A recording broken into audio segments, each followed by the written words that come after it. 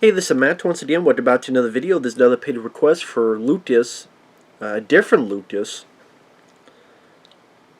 And first off, for those interested in requesting any type of videos or topics or randomness, out of the blueness, wherever it may be, feel free to send it either directly to my PayPal or join my Patreon. Both links are down below in the info box in the video down below, under the video, I mean.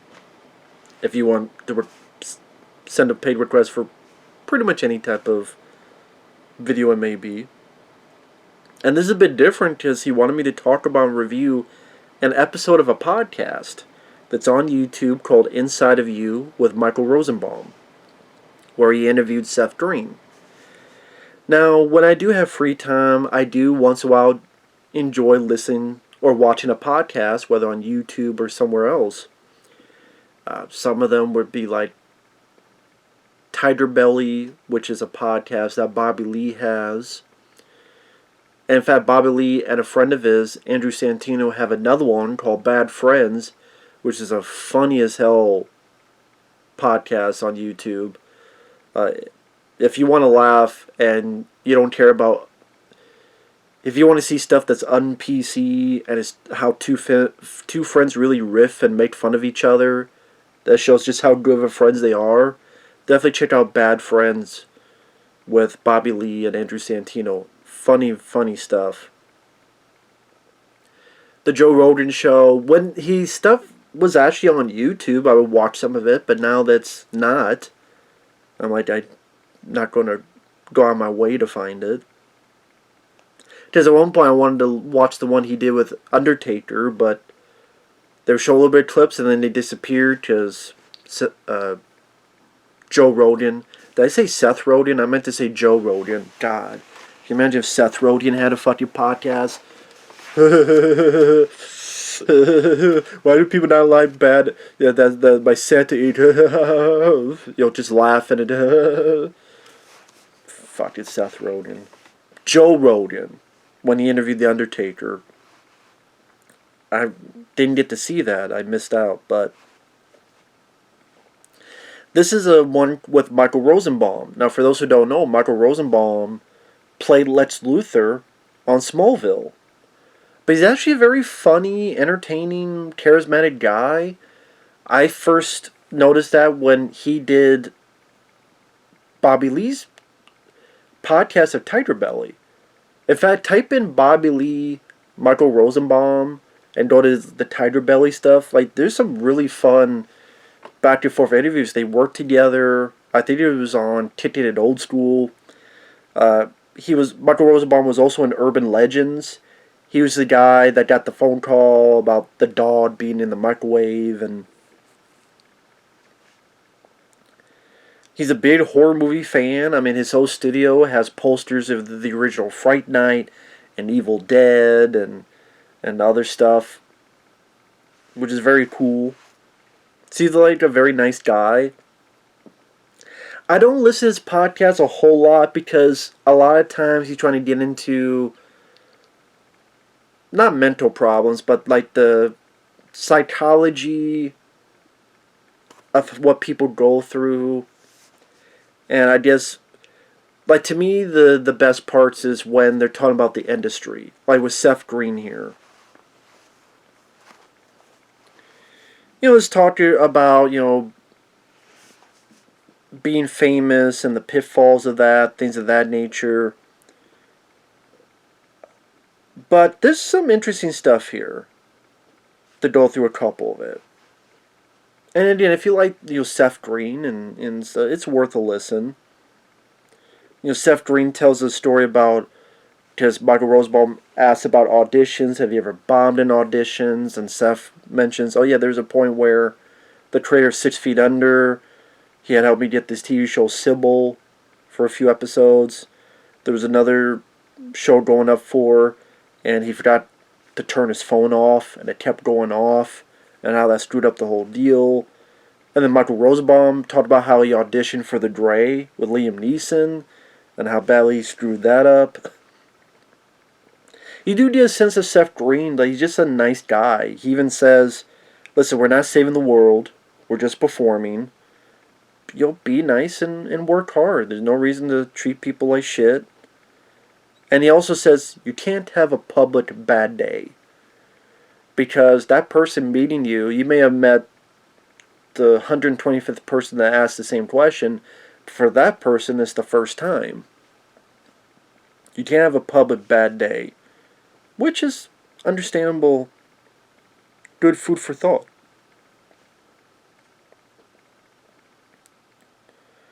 So there was some stuff it was interesting to learn, like how he got Family Guy. At one point, him and this buddy of his, they had done the film Can't Hardly Wait, and they were looking at all these reviews where the highlighted bad reviews that made fun of them and made fun of how they look, all that jazz. So some of the conversation led to Ted Levine's character in Silence of the Lambs, and they're doing impressions of the guy. So at one point, he got an audition for Family Guy, and he was, doing the part, and then he started doing that voice, Ted Levine's character with that very deep voice. And when you watch Family Guy, if you think of the character Seth Green voices, but just, a lot younger, it is kind of like Ted Levine's Sounds of the Lambs. That kind of cadence. Again, younger, supposed to be a younger kid, but I never would have put that together. But once I heard that, I went, oh, okay, that actually. No, I kind of did it. I kind of did where, at least the origin of that voice, while it gets refined and such, came from. He does mention that there will be more Robot Chicken. There will be a Robot Chicken Season 11, and that there's a special coming out as well. Obviously, he didn't talk much details, and this was only a few weeks ago this podcast was out, so that's cool, because I love Robot Chicken. Very curious to see more of that. I'm trying to think what I have on DVD for Robot Chicken. I'm looking over there. I'm trying to remember if I have it over there. If not, where I have my Robot Chicken stuff. I'm trying to remember. God, now it's going to bother me. I gotta look to see where I have that stuff. But, yeah, I love Robot Chicken. I'm trying to remember, how many seasons of that I have. Okay, there.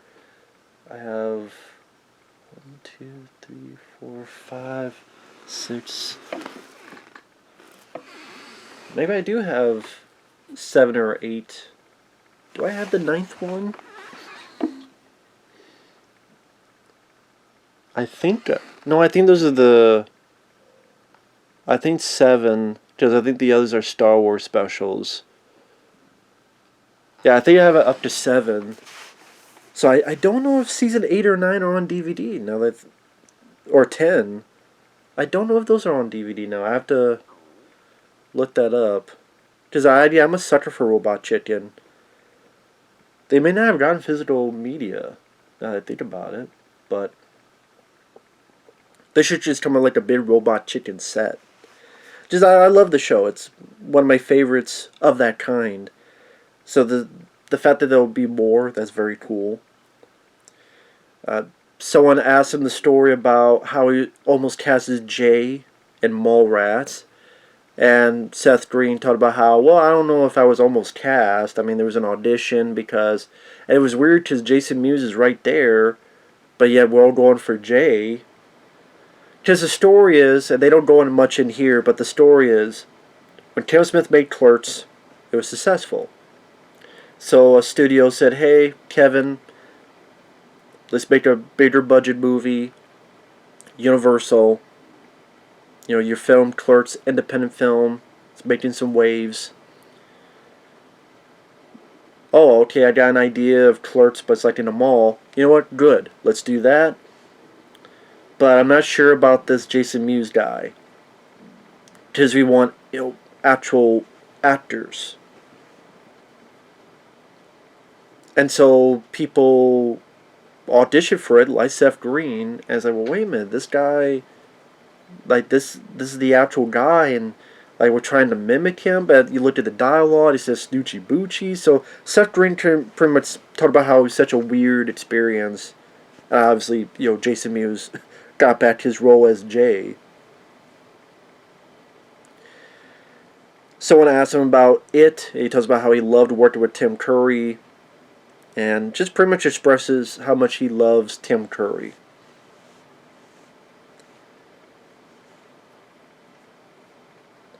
And I would say the most interesting part was someone asked him about Robin Williams because Seth Green did work with him on this film called Old Dogs. Old Dogs was a film with Robin Williams and John Travolta, which I remember watch as a time waster for what it is. And he talked about working with Robin Williams and how, in fact, like the ending of that film, I guess, was changed. So then they had to go back and reshoot some stuff. He said working with Robin Williams was one of the proudest things in his life, and how there'd be times where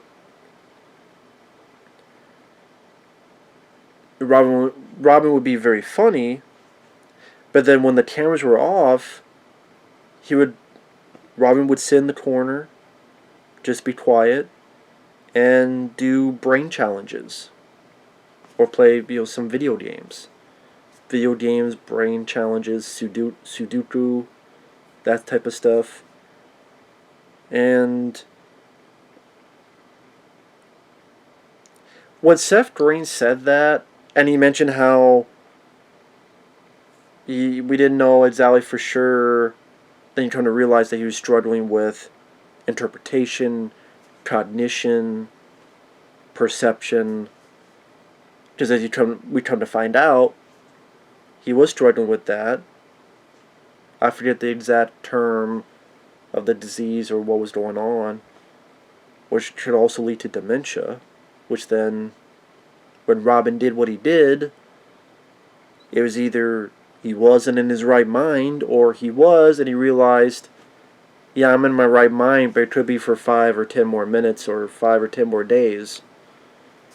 And, very tragic, but yeah, because you see a lot of other older Robin films where people talk about how in between sets he's like doing performance for the crew, and he's full of energy, and oh, why do I do this and do that? He's performing for the director, he's performing for the crew. Even like inside the actor studio, it's supposed to be just an interview, but he's doing all this stuff here. Maybe Robin either felt that something was wrong or off, or he knew something was going on. Maybe he didn't, and just play a video game or do a brain challenge. Maybe that's why he was doing brain challenges. Get through it day by day. It's, very sad. It just made me sad to hear, in a way, where this guy just full of life and energy, and for that to happen. And I'll be blunt, there's so many pieces of trash people in the world that I'll say deserve that fate. Robin didn't, and that fucking sucks. So as a whole, there were some slow spots where, again, when it's going more into psychology of acting and fame and all that stuff, that's not really the stuff that interests me the most. It was the stories that about the industry, about people working with. Again, like the audition for Family Guy, the bits about Mallrats. Which was more like during the kind of third act of the interview.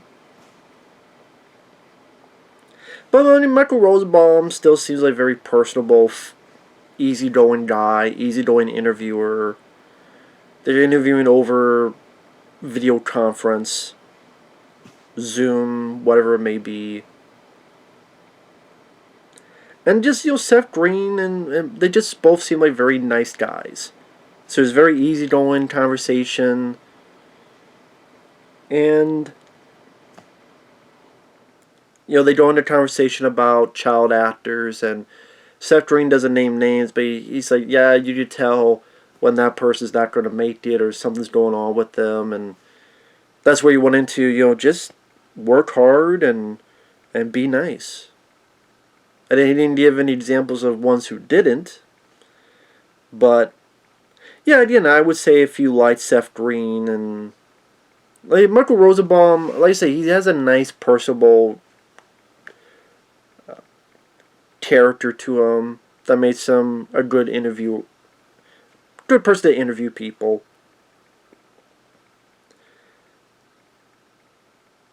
Like I said, I wish there would be a lot less of the psychology stuff and just more, because like I said, the stuff about the industry is the one that fascinates more.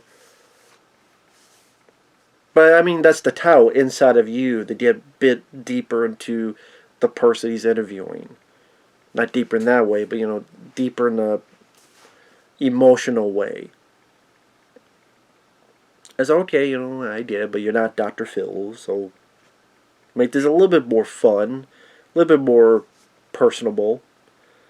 But overall, yeah, not a bad episode at all. Not a bad podcast at all. Definitely worth a listen to and a watch.